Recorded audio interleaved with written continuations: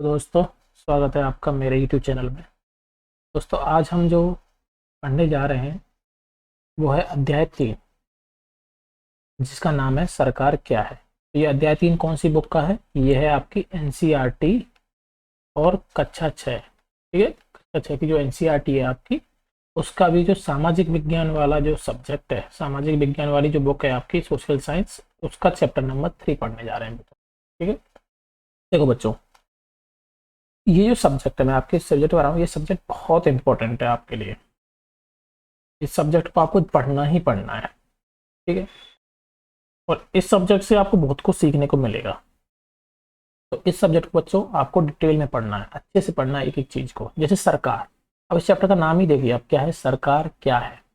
बच्चों, आप जब भी कहीं जाते होंगे, बैठे होंगे, घर वालों को बात करते सुनते होंगे, न्यूज़पेपर में खबर देखते होंगे, या फिर टीवी पे आप देखते होंगे, सरकार शब्द का जिक्र आता ही है। सरकार शब्द जो है वो आपको सुनाई देगा ही। तो ये सरकार क्या है, आज हम यही सीखेंगे कि ये सरकार है क्या। आप जो सरकार सुनते रहते हैं, आपने कभी जानने की कोशिश की है कि ये सरकार क्या है?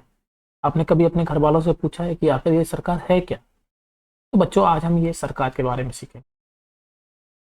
देखो बच्चों, आपने सरकार शब्द का जिक्र कई बार सुना होगा। इस पाठ में आप यह पढ़ेंगे कि सरकार क्या है और यह हमारे जीवन में कितनी महत्वपूर्ण भूमिका निभाती है। तो आज हम ये जानेंगे कि सरकार है क्या और ये हमारे जीवन में क्या भूमिका निभाता है। सरकारें करती क्या हैं, ये निर्णय कैसे लेती हैं, अलग अलग तरह की सरकारों जैसे लोकतांत्रिक सरकार और राजतंत्रीय सरकार के बीच अंतर क्या है, चलिए पढ़कर पता लगाते हैं। तो हमें ये सीखना है आज की बच्चा, सरकार है क्या। ठीक है बच्चा, और ये पता करना है कि सरकारें हमारे जीवन में क्या भूमिका निभाती हैं, सरकारें क्या काम करती हैं, क्या कैसे निर्णय लेती हैं। और जो अलग अलग तरह की सरकारें होती हैं, जैसे कहीं पे लोकतांत्रिक सरकार होती है किसी देश में राजतंत्र की सरकार होती है, इनमें बच्चों अंतर क्या है ये हम सीखेंगे। तो बच्चों स्टार्ट करते हैं। तो देखो, ये जो है कुछ हेडिंग्स हैं जो आपके न्यूज़पेपर और अखबारों से ली गई हैं, वो जो आपकी बुक पे लिखी हुई हैं। आप अपनी बुक में पढ़ते जाइए बच्चों, आप अपनी बुक को ओपन कर लीजिए और साथ ही साथ अपनी बुक को देखते रहिए। देखो बच्चों, ये क्या लिखा है, सरकार से कामगारों के अधिकारों की रक्षा की मांग। तो कामगारों के अधिकारों की रक्षा की मांग किससे की जा रही है? सरकार से। तो देख रहे हो आप, यहाँ सरकार का शब्द का जिक्र आया। प्याज की दर में उछाल, सरकार ने प्याज के दाम तय किए। किसने तय किए? सरकार ने। बाढ़ पीड़ितों के लिए सरकार की ओर से राहत सामग्री, कहीं पे बाढ़ आ गई है और जो बाढ़ पीड़ित हैं उनके लिए कौन राहत सामग्री दे रहा है? सरकार। सर्वोच्च न्यायालय, आपने नाम सुना होगा ना, सर्वोच्च न्यायालय। हमारे यहाँ पे क्या होते हैं? उच्च न्यायालय होते हैं। उच्च न्यायालय को क्या बोलते हैं बच्चों? High court. हर स्टेट में होता है एक हाई कोर्ट, और एक हमारा सर्वोच्च न्यायालय। ये कहाँ पे है बच्चों? सुप्रीम कोर्ट जिसे बोलते हैं, ये है दिल्ली में। ये सारे जितने भी कोर्ट हैं, जितने भी न्यायालय हैं, उनके सबसे ऊपर कौन होता है? सर्वोच्च न्यायालय। तो सर्वोच्च न्यायालय के लिए 5 और न्यायाधीश, ये किसने बोला? सरकार ने। ठीक है। कोयला और बिजली विभागों के पुनर्गठन के पक्ष में है सरकार। यहाँ पे भी सरकार का जिक्र हुआ। सरकार ने 15,000 से अधिक गांवों को सूखाग्रस्त घोषित किया। किसने घोषित किया? सरकार ने। यहाँ पे भी सरकार का जिक्र है। तो देख रहे हो, अब हर जगह सरकार का जिक्र होता है। तो अब हम सरकार के बारे में बात करेंगे। ऊपर दी गई अखबार की सुर्खियों को देखिए, इनमें सरकार के जिन कामों की बात हो रही है उनकी एक सूची बनाइए। तो किन किन कामों की बात हो रही है? आप देख रहे हो, सूखाग्रस्त घोषित किया है किसी क्षेत्र को, ये सरकार का काम है। प्याज के जो दाम थे वो तय किए हैं, वो सरकार का काम है, यानी कि महंगाई को नियंत्रित करना, जो महंगाई बढ़ रही थी उसको कम किया। और कोयला और बिजली विभाग का पुनर्गठन करना, ये सरकार का काम है। कामगारों के अधिकारों की रक्षा करना, ये सरकार का काम है। तो आप देख रहे हो, ये सब सरकार के क्या है बच्चों? ये काम है, क्योंकि सरकार ही तो कर रही है। तो क्या सरकार का काम बहुत ही विस्तृत नहीं है? तो आप देख रहे हो, सरकार सारे काम कर रही है। तो आपके अनुसार सरकार क्या है, इसी पर हमें चर्चा करनी है। देखो बच्चों, हर एक देश को विभिन्न निर्णय लेने एवं काम करने के लिए किसकी जरूरत होती है? सरकार को जरूरत होती है, सरकार की जरूरत होती है। यानी कि हर एक देश, कोई भी देश हो, किसी भी देश को आप ले लीजिए, उसमें जो भी निर्णय लेंगे और जो भी काम करने होंगे उसके लिए किसकी जरूरत होगी? सरकार की जरूरत होगी। जैसे कि एक घर को जरा चलाने के लिए किसकी जरूरत होती है? एक मुखिया की जरूरत होती है। ऐसे ही एक देश को चलाने के लिए किसकी जरूरत होती है? सरकार की जरूरत होती है। ये निर्णय कई विषयों से संबंधित हो सकते हैं, जैसे सड़कें और स्कूल कहाँ बनाए जाएं, बहुत ज्यादा महंगी हो जाने पर किसी चीज के दाम कैसे घटाए जाएं, बिजली की आपूर्ति को कैसे बढ़ाया जाए। तो ये बच्चे ये काम कौन करेगा? सरकार करेगी। सरकार कई सामाजिक मुद्दों पर भी क्या करेगी बच्चों? कार्रवाई करती है। उदाहरण के लिए सरकार जो है गरीबों की मदद के लिए क्या करेगी? कई कार्यक्रम चलाती है।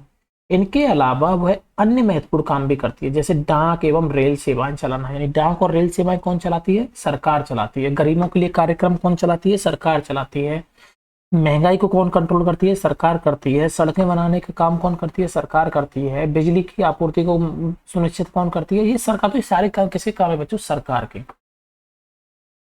सरकार का जो काम है वो देश की सीमाओं की सुरक्षा भी करना है। अब आप जो देख रहे हो बॉर्डर पे जो डिस्प्यूट होते हैं, बॉर्डर की जो सीमा है हमारी, उनकी रक्षा करने का काम भी बच्चों किसका है? सरकार का। दूसरे जो देश है, हमारे जो पड़ोसी देश है या दूसरे देश है, उनसे शांतिपूर्ण संबंध बनाए रखना भी किसका काम है? सरकार का। उसकी जिम्मेदारी यह सुनिश्चित करना है कि देश के सभी नागरिकों को पर्याप्त भोजन मिले और अच्छी स्वास्थ्य सुविधाएं मिले। यानी जो देश के हमारे जो नागरिक हैं, हमारे देश के जो नागरिक हैं, उनको पर्याप्त भोजन मिले, यानी कि भोजन भी पूरा मिले और अच्छी स्वास्थ्य सुविधाएं मिले, यानी कि हेल्थ फैसिलिटी भी अच्छी मिले। ये भी किसका काम है? सरकार का। जब कोई प्राकृतिक विपदा आती है, प्राकृतिक विपदा जैसे कि क्या हो गया बच्चों? भूकंप हो गया, ये प्राकृतिक आपदा हो गई। सुनामी हो गई, ठीक है, ये क्या होते हैं बच्चों? बाढ़ आ गई, ये क्या है? प्राकृतिक आपदा है। तो सूखा पड़ गया, ये क्या है बच्चों? प्राकृतिक आपदा। तो जब भी प्राकृतिक विपदा घेरती है, जैसे सुनामी आ गई, भूकंप आ गई, तो मुख्य रूप से सरकार ही पीड़ित लोगों की सहायता करती है। तो मुख्य रूप से कौन सहायता करता है? सरकार। अगर कहीं मान लो कोई विवाद हो गया या कोई अपराध करता है, तो जो लोग न्यायालय जाते हैं, तो न्यायालय भी किसका अंग है? सरकार का। तो न्यायालय क्या करता है? उन लोगों को दंड देता है अगर वो अपराध करते हैं। तो न्यायालय भी बच्चों किसका अंग है? सरकार का अंग है। ठीक है, यहां तक आपको समझ में आया बच्चों? शायद आपको यह जानकर अचरज हो रहा होगा कि सरकार इतना सब कुछ कैसे कर पा रही है। तो अब बच्चों आप सोच रहे होंगे कि सरकार इतने सारे काम कर कैसे पाती है, और सरकार के लिए इन कामों को करना क्यों जरूरी है, और कर भी पाती है तो करती क्यों है, जरूरी क्यों है।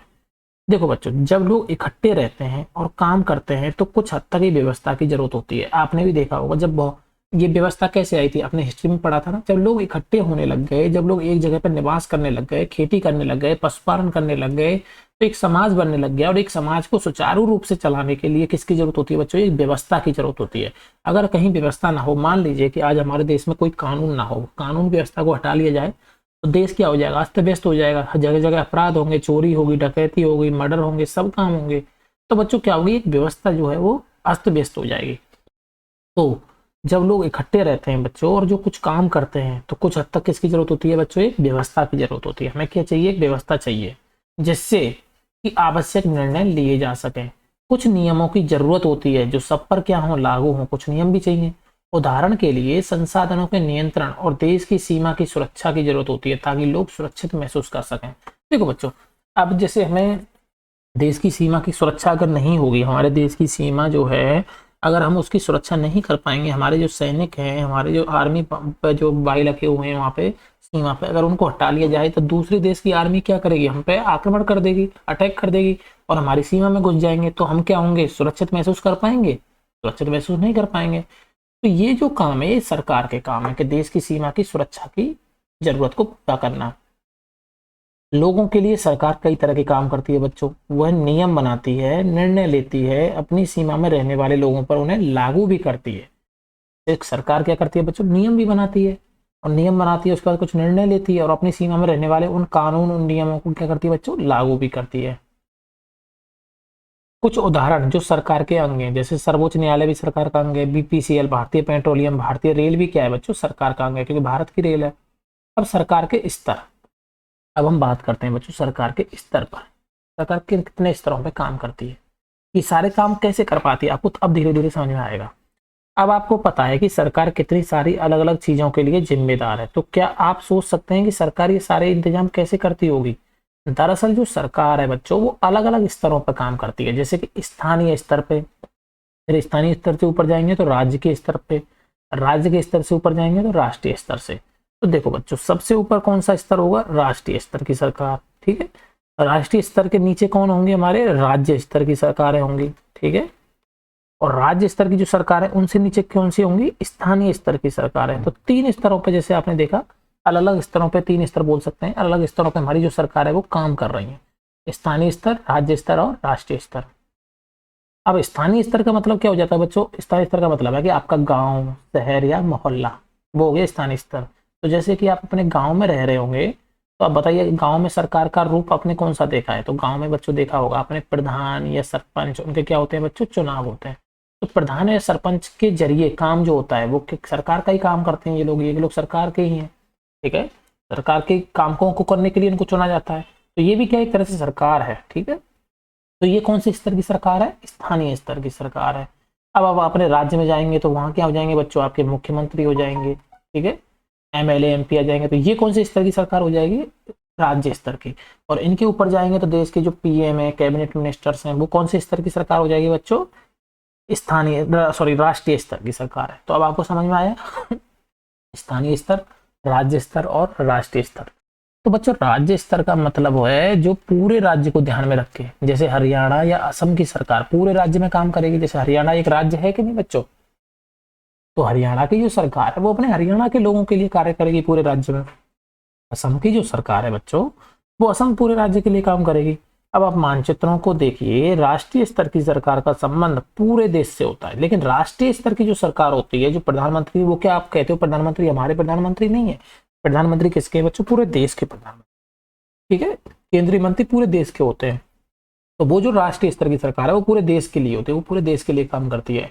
इस किताब में आप आगे चलकर पढ़ेंगे कि स्थानीय सरकार कैसे काम करती है। अब बच्चों हमें ये तो पता चलेगा कि स्थानीय सरकार में आता कौन है, राज्य स्तर में कौन है और राष्ट्रीय स्तर में कौन है, लेकिन अब हम आगे जानेंगे कि जो स्थानीय स्तर की सरकारें हैं वो कैसे काम करती हैं। और आगे की कक्षाओं में बच्चों राज्य एवं राष्ट्रीय स्तर पर सरकारों के कामों के बारे में जानेंगे। तो इस चैप्टर में हम आगे पढ़ेंगे कि स्थानीय सरकार कैसे काम करती है।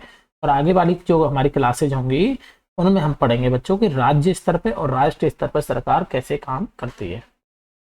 ये मैप आपको पूरा याद है बच्चों? याद है ना?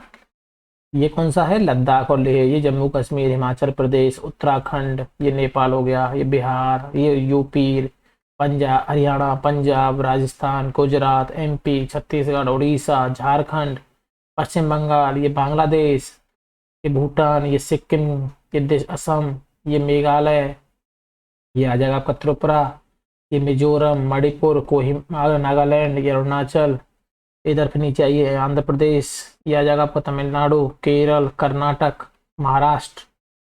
हो गए सारे राज्य खत्म। इधर गोवा भी है, गोवा, ठीक है। और फिर इधर किधर? इधर अंडमान निकोबार द्वीप समूह और इधर लक्षद्वीप, ठीक है बच्चों।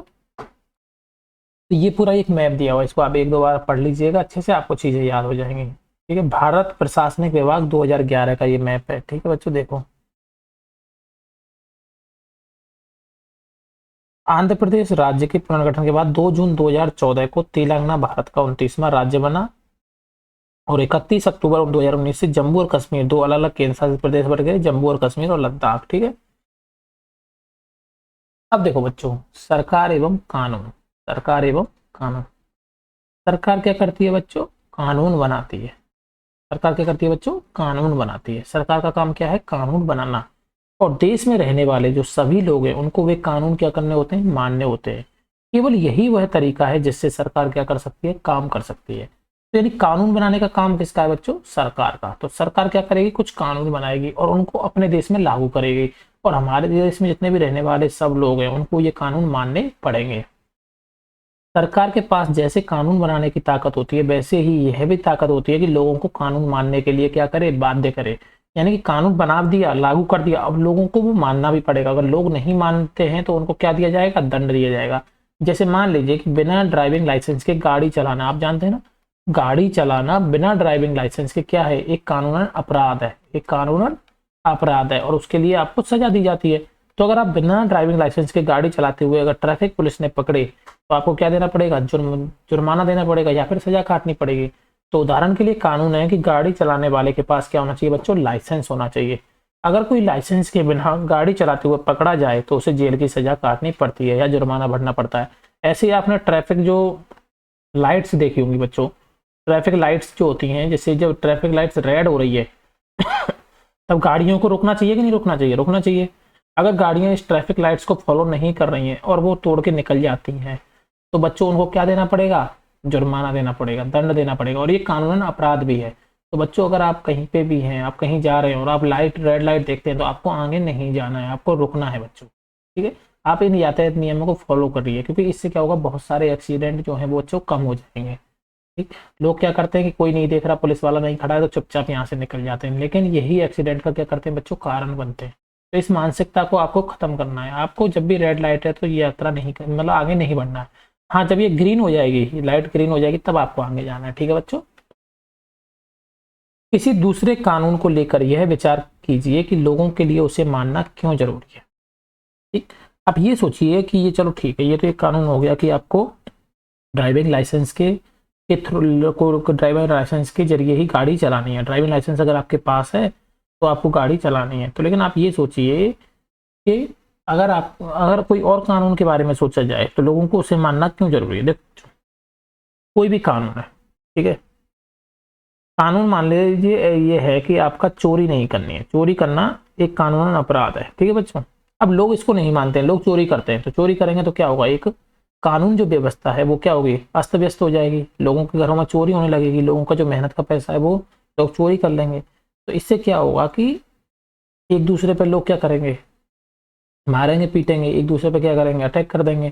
और तो वहां से जो कानून व्यवस्था है वो चरमरा जाएगी। ठीक है बच्चों, तो इस कानून व्यवस्था को रात को लोग सो नहीं पाएंगे, शांति से लोग रह नहीं पाएंगे।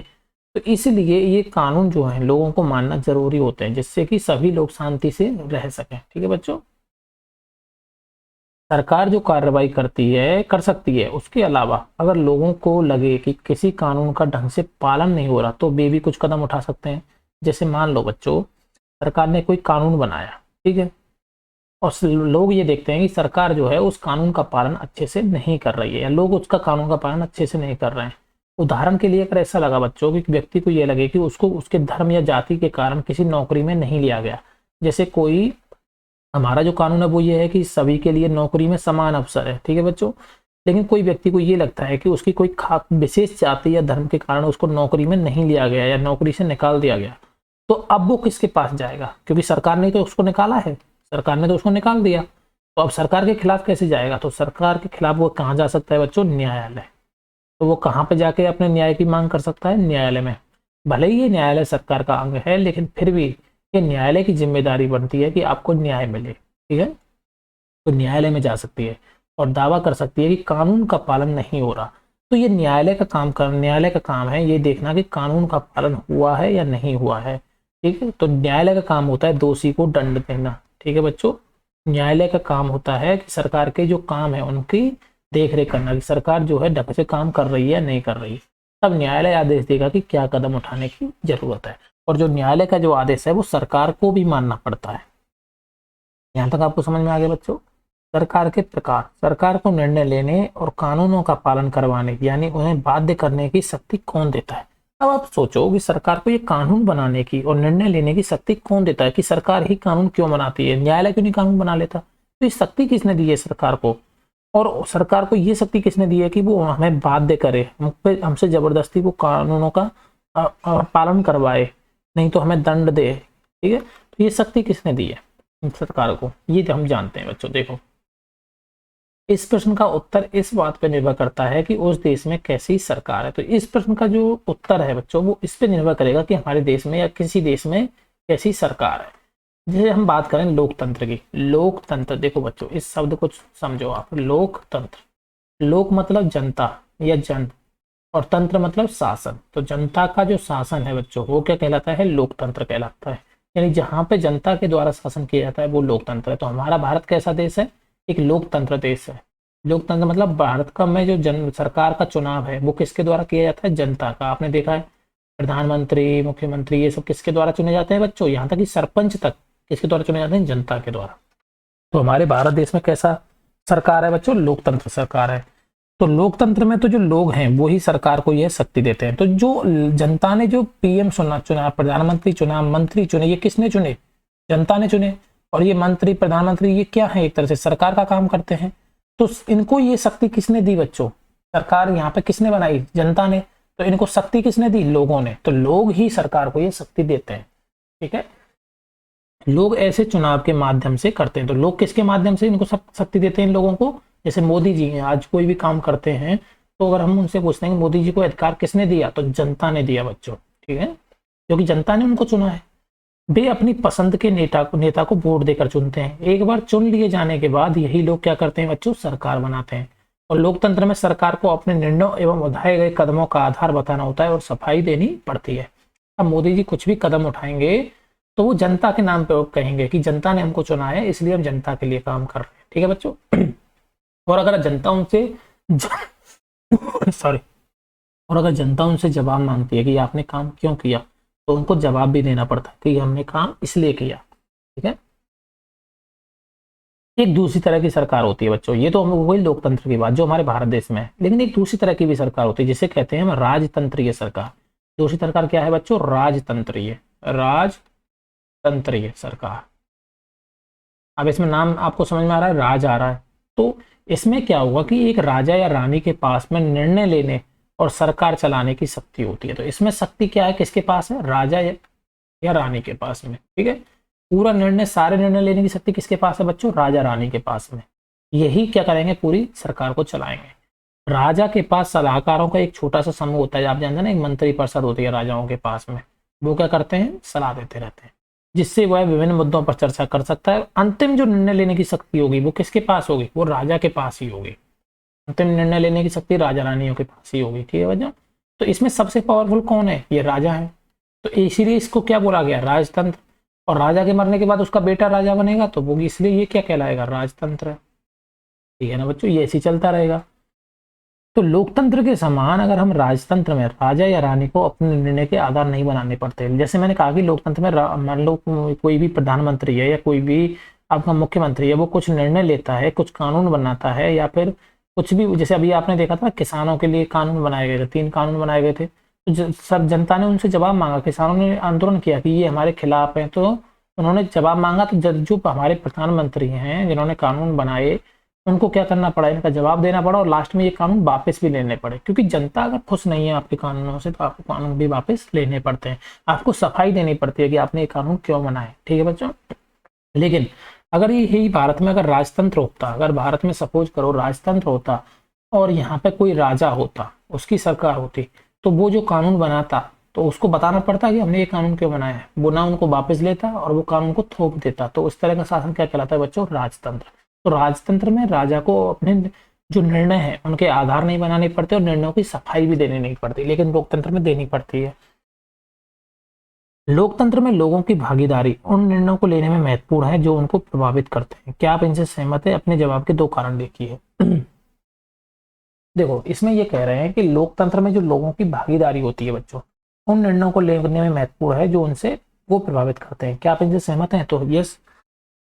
देखो बच्चों, लोकतंत्र में सरकार का चुनाव कौन करता है, आप बताइए, जनता करती है। मैंने आपको बताया था ना, जनता वोट के माध्यम से सरकार का चुनाव करती है। तो जनता जो है वोट के माध्यम से किसका चुनाव करती है, सरकार का। और सरकार क्या करती है बच्चों, निर्णय लेती है। तो निर्णय लेने में आप इनडायरेक्टली अगर देखें, अप्रत्यक्ष रूप से कौन जिम्मेदार, कौन उनको शक्ति दे रहा है, जनता शक्ति दे रही है। तो जनता के जो लोग हैं, जनता की जो भागीदारी है सरकार को चुनने में, वही एक तरह से जो ये लोकतंत्र जो निर्णय लेता है उसको प्रभावित करती है, ठीक है बच्चों। आपके यहाँ जिस प्रकार की शासन व्यवस्था है, उसके स्थान पर आप कैसी शासन व्यवस्था चाहोगे और क्यों। हमारे यहाँ पे बच्चों कैसी शासन व्यवस्था है, लोकतंत्रीय शासन व्यवस्था है। तो आप क्या राजतंत्रीय चाहते हो, नहीं, हमें तो लोकतंत्रीय अच्छी लगती है, तो हम लोकतंत्रीय शासन व्यवस्था ही चाहेंगे, क्योंकि इसमें जो शासन है वो किसका शासन है बच्चों, जनता का शासन है। और जो सरकार है वो जनता के प्रति क्या है, उत्तरदायी है, उसको जवाब देने पड़ेंगे कई भी निर्णय के, ठीक है बच्चों। नीचे दिए गए कथनों में जो गलतियां हैं उन्हें सुधार कर लिखिए, ठीक है बच्चों। राजतंत्र में देश के नागरिकों को अपनी पसंद का नेता चुनने की छूट होती है, बताइए क्या ये सही है, गलत है, नहीं। राजतंत्र में नहीं, लोकतंत्र में होती है। किसमें बच्चों, लोकतंत्र में। राजतंत्र में तो राजा ही होता है और राजा का बेटा राजा होता है। लोकतंत्र में एक राजा के पास देश पर शासन करने की संपूर्ण शक्ति होती है, ये भी गलत है। लोकतंत्र में नहीं, राजतंत्र में। राजतंत्र में राजा या रानी द्वारा लिए गए निर्णयों पर लोग प्रश्न उठा सकते हैं, नहीं उठा सकते बच्चों, लोकतंत्र में उठा सकते हैं। यहाँ पे लोकतांत्रिक सरकार, अब हम पढ़ेंगे लोकतांत्रिक सरकार के बारे में। ये लोकतांत्रिक सरकार कहाँ पे है बच्चों, भारत देश में है, ठीक है।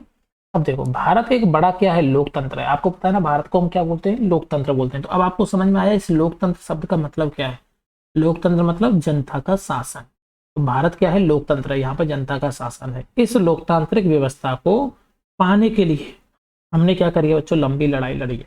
आपको पता है कि हमारा देश पहले क्या था, गुलाम था, इनका, ब्रिटिशर्स का, ठीक है, ब्रिटिशर्स जो ब्रिटेन के लोग थे उनका हमारा भारत देश गुलाम था। 1947 में हम क्या हुए बच्चों, आजाद हुए, ठीक है। अथक प्रयासों के बाद में, स्वतंत्रता संग्राम लड़ने के बाद में, इतने देशों तक हमें 150 सालों तक, ऑलमोस्ट 1757 से लेके और 1947, ऑलमोस्ट 200 साल तक उन किन्होंने राज्य किया, सॉरी बच्चों, ब्रिटिशर्स ने हम पे राज किया बच्चों, ठीक है। तो हमने इस जो ये लोकतांत्रिक व्यवस्था है, हमने इसको पाने के लिए बहुत लड़ाई लड़ी है। क्योंकि देखो बच्चों, हमारे देश में पहले राजशाही शासन था, मुगल थे, मुगलों के बाद में अंग्रेज आ गए, अंग्रेजों ने हमारे देश पे शासन किया, उन्होंने हमारे देश का शोषण किया, ठीक, राजाओं ने शोषण किया। उसके बाद में जब देश 1757 से 1947 तक जब हमने एक स्वतंत्रता संग्राम की एक लड़ाई लड़ी, तब हमने जाना कि हमारे देश के लिए सबसे जो बेस्ट है, सबसे जो अच्छा है, जो सरकार है, वो कौन सी हो सकती है बच्चों, लोकतांत्रिक सरकार। हमारे देश में हमें किस व्यवस्था को अपनाना चाहिए, लोकतांत्रिक व्यवस्था। तो हमने इस लोकतांत्रिक व्यवस्था को लाने के लिए काफी लंबी लड़ाई लड़ी है। संसार में और भी कई देश हैं जहां लोगों ने लोकतंत्र पाने के लिए संघर्ष किए हैं, ठीक है। ऊपर बताया जा चुका है कि लोकतंत्र की मुख्य बात यह है कि लोगों के पास अपने नेता को चुनने की क्या होती है, शक्ति होती है। इसलिए एक अर्थ में लोकतंत्र क्या होता है, लोगों का ही क्या होता है बच्चों, शासन होता है। क्योंकि अपना नेता, अपना हम पे जो सरकार जो चुनने की शक्ति है, वो किसके पास में, लोगों के पास में। तो एक तरह से जो लोकतंत्र होता है वो किसका शासन है बच्चों, लोगों का ही शासन है। लोकतंत्र में मूलभूत विचार यह है कि लोग नियमों को बनाने में भागीदार बनकर खुद ही शासन करें। आज के समय में लोकतांत्रिक सरकार को प्राय प्रतिनिधि लोकतंत्र कहते हैं। जैसे आज जो हमारे भारत देश में जो सरकार है, वो कैसी सरकार है, प्रतिनिधि लोकतंत्र। कौन सी सरकार है बच्चों, प्रतिनिधि लोकतंत्र। प्रतिनिधि लोकतंत्र में लोग क्या करते हैं, सीधे भाग नहीं लेते, बल्कि चुनाव की प्रक्रिया के द्वारा अपने प्रतिनिधि को चुनते हैं। हम क्या करते हैं, जैसे मान लो बच्चों कि आपने कहा कि लोकतंत्र जनता का शासन है, लेकिन आप कहोगे ऐसे तो पूरी जनता को मिलकर शासन चलाना चाहिए, तो ऐसे नहीं हो पाएगा ना बच्चों। तो बच्चे करते क्या है लोकतांत्रिक प्रतिनिधि लोकतंत्र में, कि हम अपने प्रतिनिधि को चुन के भेजते हैं, ठीक है। हम अपने प्रतिनिधि को वोट देते हैं, अगर वो जीत जाता है तो वो क्या करता है, संसद में जाता है और हमारे देश में सरकार का काम करता है। जैसे हमारे प्रधानमंत्री उनको लोगों ने चुना तो वो संसद में गए, अब वो कानून बनाएंगे, वो सरकार का काम कर रहे हैं। तो वो क्या है, हमारे प्रतिनिधि हैं, जनता के क्या कहलाते हैं बच्चों, प्रतिनिधि कहलाते हैं। जैसे आपने गांव में सरपंच देखा होगा, गांव में लोग क्या करते हैं, प्रतिनिधि चुनते हैं, सरपंच जो कहलाता है, वो सरपंच क्या करता है, पूरे गांव के लिए काम करता है। तो एक तरह से है तो वो जनता का ही काम, लेकिन किसके थ्रू हो रहा है, वो प्रतिनिधि के द्वारा हो रहा है। तो बल्कि चुनाव की प्रक्रिया के द्वारा क्या करते हैं बच्चों, प्रतिनिधि को चुनते हैं, और ये प्रतिनिधि मिलकर सारी जनता के लिए निर्णय लेते हैं। आजकल कोई भी सरकार अपने आप को तब तक लोकतांत्रिक नहीं कह सकती जब तक वह देश के सभी वयस्क नागरिकों को वोट देने का अधिकार ना दे।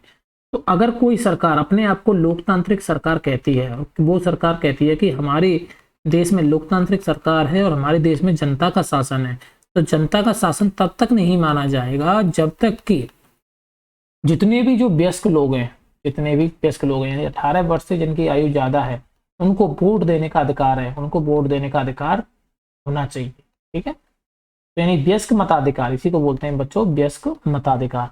तो वयस्क मताधिकार जिस देश में नहीं है, वो देश की सरकार लोकतांत्रिक सरकार नहीं कहलाएगी, ठीक है। लेकिन हमेशा ऐसा नहीं था। जैसे हमारे देश में आज आप देखते हैं कि जो भी 18 साल से बड़ा है, जो भी 18 साल की उम्र हो गई है जिसकी, वह वोट डालने का अधिकार रखता है, ठीक है, वो वोट डालने का अधिकार रखता है।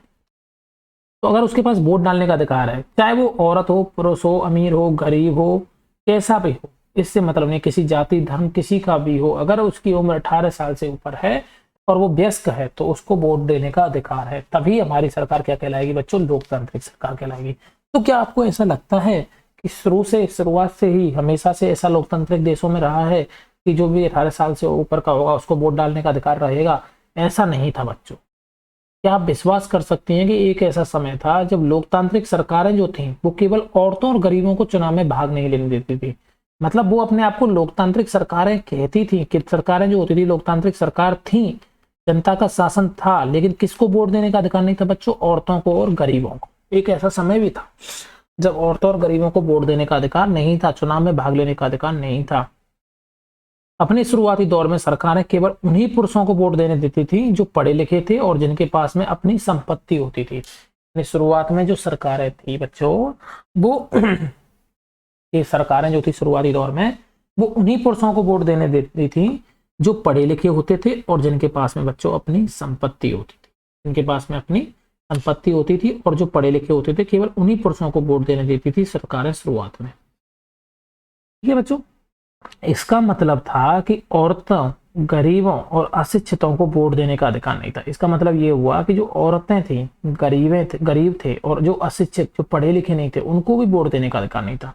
तो ऐसी स्थिति में देश उन नियमों के सहारे चलता था जो गिने चुने पुरुष बनाते थे। तो आपने खुद देखा कि जब औरतों को, गरीबों को, पढ़े लिखे लोगों को अगर वोट देने का अधिकार नहीं है, केवल गिने चुने लोगों को वोट देने का अधिकार है, तो उनके द्वारा जो चुने हुए लोग होंगे वो केवल किन के लिए काम करेंगे? जिन लोगों ने उनके वोट दिया है, तो उनके लिए काम करेंगे। तो क्या ऐसी सरकारों को लोकतांत्रिक सरकार कहा जा सकता है बच्चों? नहीं, ये लोकतांत्रिक सरकार नहीं कहलानी चाहिए। भारत में आजादी से पहले बहुत ही कम लोगों को वोट देने का अधिकार था। भारत में भी देखिए आप, आज जब हमारा देश आजाद नहीं हुआ था, जब आजादी से पहले हमारे भारत देश में भी कम लोगों को वोट देने का अधिकार था। इसलिए जनता ने संगठित होकर इस अधिकार की मांग की। तो जनता ने संगठित होकर कहा कि नहीं, हमें वयस्क मताधिकार मिलना चाहिए, सभी लोगों को वोट देने का अधिकार होना चाहिए। गांधी जी समेत कई नेताओं ने इस अन्यायपूर्ण व्यवहार का क्या किया? विरोध किया। उन्होंने भी जोर शोर से यह मांग उठाई। 1931 में गांधी जी ने यंग इंडिया पत्रिका, गांधी जी की पत्रिका का नाम क्या था बच्चों? यंग इंडिया, ये याद रखना। यंग इंडिया जो पत्रिका में लिखते हुए गांधी जी ने कहा कि मैं ये विचार सहन नहीं कर सकता कि जिस आदमी के पास संपत्ति है वह वोट दे सकता है। गांधी जी ने खुद ये लिखा कि मेरे को ये सहन नहीं हो रहा कि जिस आदमी के पास संपत्ति है वो तो बेटा वोट दे सकता है, और जिनके पास में चरित्र है पर संपत्ति या शिक्षा नहीं है वो वोट नहीं दे सकता। या जो दिन भर अपना पसीना बहाकर ईमानदारी से काम करता है वह वोट नहीं दे सकता, क्योंकि उसने गरीब आदमी होने का गुनाह किया है।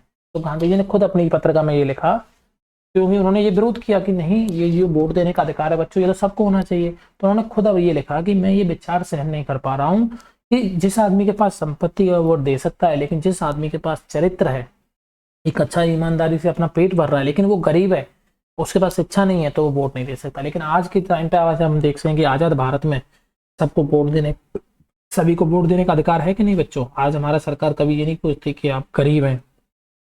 ऐसा कोई कानून नहीं है कि आपसे गरीब अमीर ये सब के रूप में या पढ़े लिखे के रूप में भेदभाव किया जाएगा। सबके वोट की वैल्यू क्या है बच्चों? एक। चाहे आप पढ़े लिखे हैं चाहे गरीब हैं, आपका वोट एक ही गिना जाएगा। ठीक है बच्चों, यहाँ तक आपको समझ में आया?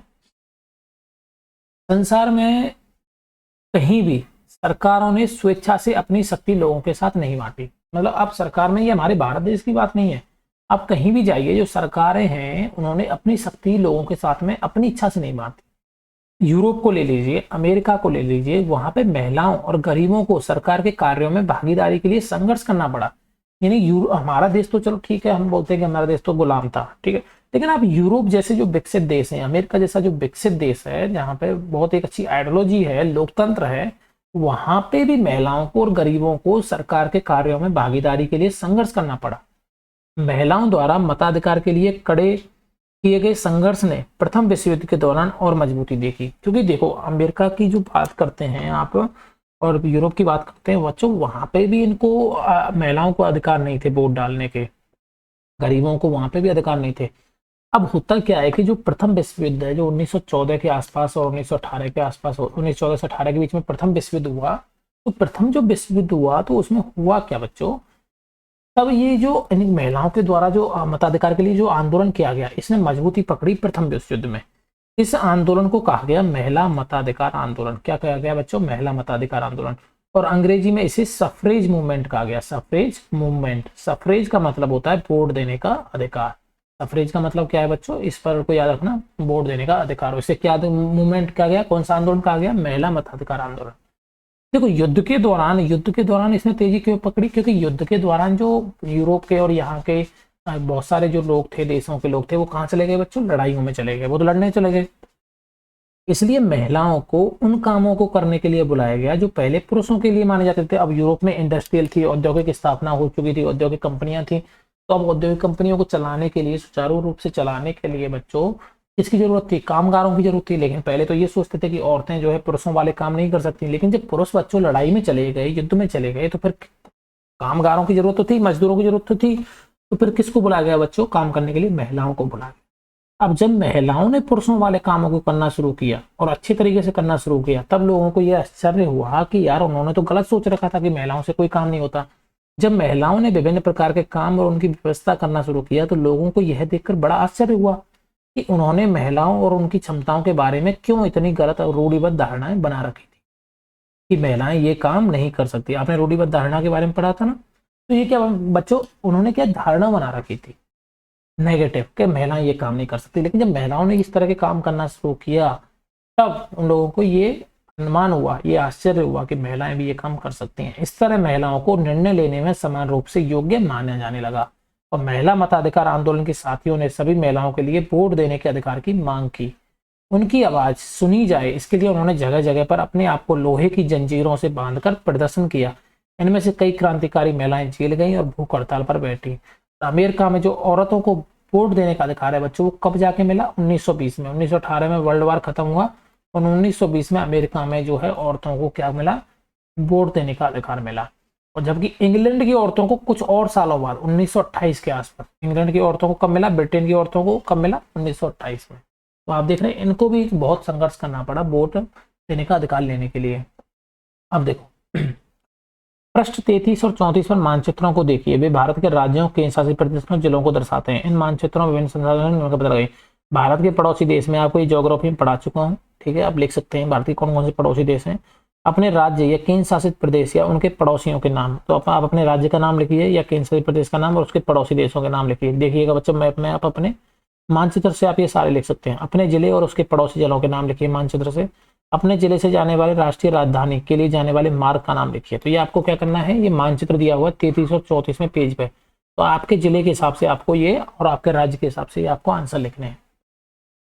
हाँ तो बच्चे नीचे की तालिका में दिए गए कथनों पर नजर दौड़ाइए। क्या आप पहचान सकती हैं कि वे सरकार के किस स्तर से संबंधित हैं? उनके आगे निशान लगाइए। अब आपको ये बताना है कि कौन सी स्तर का काम है ये सरकार का, ठीक है। तो आपको ये तो पता है ना, स्थानीय स्तर कौन सा है, राज्य स्तर कौन सा है और राष्ट्रीय स्तर कौन सा है।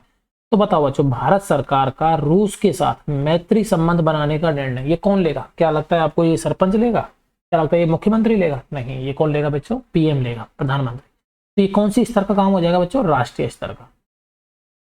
जब राज्यों की बात होगी तो राज्य स्तर, जब देशों की बात होगी तो राष्ट्रीय स्तर, और जब लोकल किसी गांव की बात होगी तो क्या होगा बच्चों? स्थानीय स्तर। पश्चिम बंगाल सरकार का सारे सरकारी स्कूलों में कक्षा 8 में बोर्ड की परीक्षा लेने का निश्चय, ये किसका है? राज्य का काम है, क्योंकि पश्चिम बंगाल एक राज्य है तो राज्य सरकार हो गई। डिब्रूगढ़ और कन्याकुमारी के बीच में नई रेल सेवाएं शुरू करने का निर्णय। अब डिब्रूगढ़ कहाँ पे? आसाम में। कन्याकुमारी दूसरे राज्य में है, तो इन दोनों के बीच रेल सेवा चालू करनी है तो कौन करेगी? सरकार करेगी। गांव में एक सार्वजनिक कुएं के स्थान को चुनने का निर्णय, ये कौन करेगा? स्थानीय स्तर पे होगा, गांव की बात हो रही है। पटना में बच्चों के लिए बड़ा सा पार्क बनाने का निर्णय राज्य स्तर की सरकार करेगी, क्योंकि पटना कहाँ पे? बिहार के अंदर है। हरियाणा सरकार का सारे किसानों को मुफ्त बिजली देने का निर्णय कौन करेगी? राज्य स्तर की सरकार करेगी। 1000 रुपए का नोट शुरू करने का निर्णय कौन करेगा? सरकार करेगी, राष्ट्रीय स्तर की, क्योंकि 1000 रुपए का नोट तो राष्ट्रीय स्तर की सरकार करेगी ना। नोटबंदी की थी अभी किसने की थी? सरकार ने, राष्ट्रीय स्तर, पीएम ने की थी ना, राष्ट्रीय स्तर की सरकारों ने। तो बच्चों आप सरकार शब्द से क्या समझते हैं? बताओ बच्चों, आप सरकार शब्द से क्या समझते हैं? सरकार क्या है? एक सूची बनाइए कि किस तरह से सरकार आपके जीवन को प्रभावित करती है। ये आपको सूची बनानी है बच्चों, ठीक है। तो बताओ बच्चों सरकार क्या है, ये आपको बताना है सरकार क्या है। आप अपने इस पेज में ढूंढिएगा और वो बताना है कि सरकार किस तरह से हमारे जीवन को प्रभावित करती है। देखो सरकार जो है, सरकार के इसमें क्या आपको काम लिखने पड़ेंगे। सरकार क्या क्या काम करती है? सरकार सारे निर्णय लेती है हमारे जीवन को अच्छा बनाने के लिए, हमारे जीवन को अच्छा बनाने के लिए जो कानून बनाती है सरकार, कानूनों का पालन करवाती है सरकार, ठीक है, जिससे कि कानून शांति व्यवस्था बनी रह सके, ठीक है बच्चों। न्यायालय जो है वो भी सरकार का अंग है। अगर आप कानून ये देखते हैं कि सरकार ने अपने कानून का पालन अच्छे से नहीं किया तो आप न्यायालय में जाके उसके खिलाफ में क्या कर सकते हैं? शिकायत कर सकते हैं। तो ये क्या सरकार पे, सरकार को कानून के रूप में सबके लिए नियम बनाने की क्या जरूरत है? क्योंकि नियम बनाने की क्या जरूरत है? तो नियम इसलिए बनाए जाते हैं क्योंकि लोगों का जीवन एक अच्छा बन सके, ठीक है, लोगों का जीवन अच्छा हो और एक कानून व्यवस्था बनी रहे, सभी लोग शांतिपूर्ण रहें। और एक कानून व्यवस्था बनाए रखने के लिए किसकी जरूरत होती है बच्चों? नियम बनाने की जरूरत है। लोकतांत्रिक जो सरकार है उसके आवश्यक लक्षण क्या है? लोकतांत्रिक सरकार की अवसंरचना है कि वो लोगों के द्वारा चुनी जानी चाहिए और उसमें वयस्क मताधिकार जरूरी है, वयस्क मताधिकार होना ही चाहिए। और वो जो जो उनके जो नियम है, जो उनके कानून है, जो उनके जो कार्य हैं, वो किसके लिए जिम्मेदार होने, उत्तरदायी होने चाहिए, जनता के प्रति उत्तरदायी होने चाहिए। ठीक है, जनता के प्रति उत्तरदायी। अगर उत्तरदायी होने का मतलब है कि जनता अगर उनसे सवाल पूछती है तो उनको जवाब देना पड़ेगा। महिला मताधिकार आंदोलन क्या है, उसकी उपलब्धि क्या थी बच्चों? बताओ, महिला मताधिकार आंदोलन क्या है? महिला मताधिकार आंदोलन है सफ्रेज मूवमेंट, जो मैंने बताया था ना। ये कब स्टार्ट हुआ था? द्वितीय वर्ल्ड वॉर के 1914 से 1918 के बीच में महिलाओं ने वोट देने के अधिकार की मांग की थी। इसकी उपलब्धि ये हुई कि 1920 में अमेरिका में महिलाओं को वोट देने का अधिकार मिला और 1928 में इंग्लैंड में। गांधी जी का दृढ़ विश्वास था कि भारत में हर एक व्यक्ति को वोट देने का अधिकार मिलना चाहिए, वयस्क को। ठीक है, लेकिन बहुत सारे लोग उनके विचारों से सहमत नहीं है। बहुत लोगों को लगता है कि अशिक्षित लोगों को, जो ज्यादातर गरीब है, वोट देने का अधिकार नहीं मिलना चाहिए। आपका विचार क्या है? क्या आपको लगता है कि यह भेदभाव का रूप होगा? यस, यह भेदभाव का रूप होगा, क्योंकि अमीर और गरीब ये विविधता नहीं है, हमने पहले ही डिस्कस किया था। ये क्या है? भेदभाव है। ये क्या है? असमानता है। इसको सरकार को खत्म करना है। ये सरकार की नाकामयाबी को बताता है, ना कि विविधता को। ठीक है बच्चों, तो ये यहाँ तक हमने पहला चैप्टर पढ़ लिया और तीसरा चैप्टर हमारा खत्म होता है, ये सरकार वाला। अभी हम क्या पढ़ेंगे? अगला चैप्टर है हमारा फोर्थ चैप्टर, जो है हमारा ये वाला। देखो बच्चे, फोर्थ चैप्टर हमारा कौन सा है? अभी हम अगली जो क्लास है उसमें पढ़ेंगे लोकतांत्रिक जो सरकारें होती हैं, लोकतांत्रिक सरकारों के मुख्य तत्व। ये बहुत, अब हम धीरे धीरे किसकी तरफ बढ़ेंगे? सरकारों के कामों की तरफ बढ़ेंगे बच्चों। अब आगे आप देखना, ये बहुत इंटरेस्टिंग चैप्टर आएंगे। ये जो बुक है बहुत इंटरेस्टिंग है बच्चों। आप न्यूज़पेपर पढ़िए, टीवी देखिए, न्यूज़ देखिए, देश के बारे में जानिए और इस बुक को भी पढ़ते रहिए। आपको बहुत कुछ चीज़ें समझ में आने लगेंगी धीरे धीरे। अगर आपको चैनल अच्छा लगा हो, वीडियो अच्छा लगा हो, तो बच्चों आप चैनल को लाइक करें, सब्सक्राइब करना, अपने दोस्तों के साथ भी शेयर करना। ठीक है, ज़्यादा से ज़्यादा लाइक करिए, ज़्यादा से ज़्यादा शेयर करिएगा। मिलते हैं बच्चों अगले क्लासेज में, तब तक के लिए थैंक यू। जय हिंद, जय भारत।